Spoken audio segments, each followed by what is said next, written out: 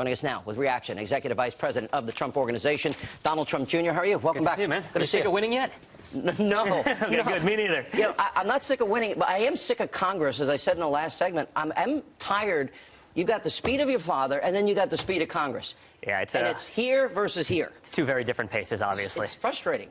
Hey, listen, I think it's going to take some time. They're going to have to get used to his pace. He's going to set that pace, as he always has in life and in business. And he's going to keep doing things that make sense for America. And it's been great. It's been awesome to watch, because as an American, I've seen more done in 2 months than I have in the prior 2 administrations. Actual promises. I just put it up on the screen in the last segment. I won't do it again. But he's accomplished all of this.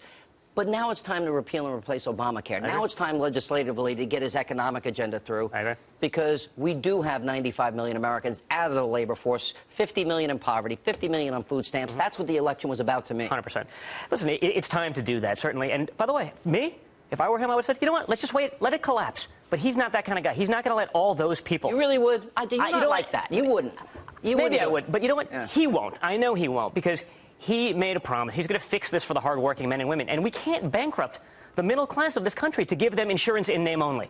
And that's what this is. They have insurance, but you don't really have insurance when I speak to a family of 4 making 50 grand a year who's paying $1,800 a month in premiums and has a $10,000 deductible. Yeah. That's not insurance, Sean. It's not insurance.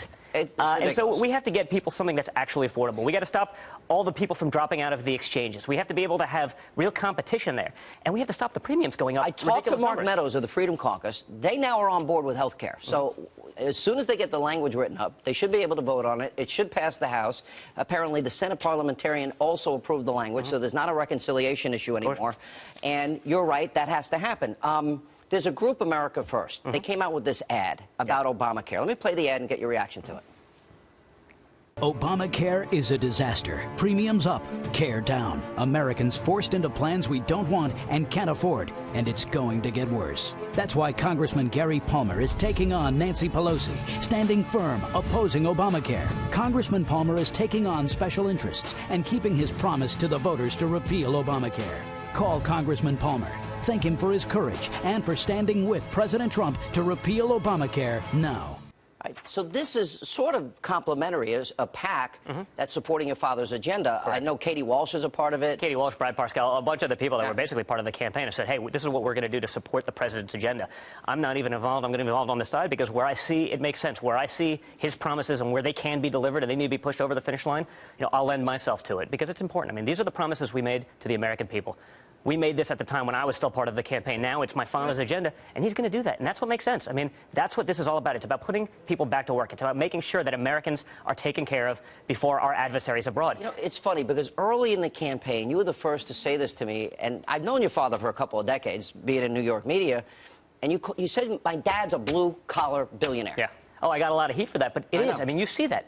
That's what it is. That was a big difference in this campaign, was he can actually speak to real, hard-working, blue-collar Americans. And Washington not speak at them. Washington he can speak and the with them. Oh, they hate him for it. But I mean, when you look at our opponent, there was zero relatability. You couldn't, even if you crafted the perfect statement, you couldn't deliver it. I mean, he really can communicate to those people. And D.C. hates him for it because he's probably more at home with those people than he is with the D.C. elite, without question. You know what's funny? Because the AFL-CIO guys came to meet with your dad, like so many other business people, small business people, business owners.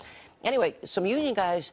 And he's like, have you guys ever been in the Oval Office? Now, this is a group that was beholden, lockstep with the Democratic Party. They've never been in the Oval Office. Now, listen, your dad took them in. They know, but they also know that they're constituents. Yeah. They can't get away with, like, years past where it was, okay, union bosses tell you what to do, you're going to do. Their constituents were largely these people that came out in droves for Trump. And so I think you saw a lot of that. They weren't supporting the other campaign. They weren't doing as much. And now they're actually realizing, hey, Trump's infrastructure plan, the things that Trump wants to put into place, this Buy is going American, to be hire American for their base. But by the way, he did that in New York with every building he was building. All right, what do you, when you watch media, probably short of me, I think I'm an island unto myself in the media these days, does it anger you? Because they're going hard and heavy every single day, like the Russian conspiracy. 8 months later, no proof, no evidence. Listen, it does anger me because I know the truth. I know what's there. I was a part of it for so long that it is very frustrating. And it's hard to believe, for me as an American, that so many people basically rally against what makes sense for America, what the American people voted to put in office, what, all those red counties, that was basically the entire map of the United States, other than, New York and L.A., what all those people want They voted for this. And they're going against it because they want to protect their own interest. And that's scary. All right, private conversation. I probably shouldn't bring it public, but I'm going to. I thought you should go with your dad to the White House. I think of all the kids, in a lot of ways, you're most like your father. Am I right? Hey, listen, I think we are in many respects, but I think, that also can create clashes. I think he's got a great team. I think Jared, Ivanka in there for the... No, that's not against anybody else. I'm saying in addition to. Practical. Yes, but you also have to be able to then sell and speak to the president in a certain way. I probably don't do that as well as others. And so it just depends. So, there can be a clash of personalities. In other words, I think you could be like your dad on Twitter occasionally. Correct. I think I got some of the savagery. So there is some component of that. Do you make up nicknames for people, too? Oh, yeah. I don't want to hear it. Don't even start. No. Don't even start. You, Sean? No. Yeah. No, but listen, I think what's going on there is great. But again, for me as a citizen, as a concerned American, as a father of 5 kids who are going to grow up in this country, I'm going to get out there just as a citizen and support the people that make sense. Support the people that are going to help him get his agenda through. And that's what really America is about. All right. Now, you're going to Montana. You're going to be there Friday and Saturday. And, by the way, if you want to see Don Jr., you can go to the website. It's called, what? The Gianforte Victory Committee.com. We'll put it up on the screen. And we'll see you again. Don, good to see you. Thanks for coming back. Appreciate it. Thanks, Sean.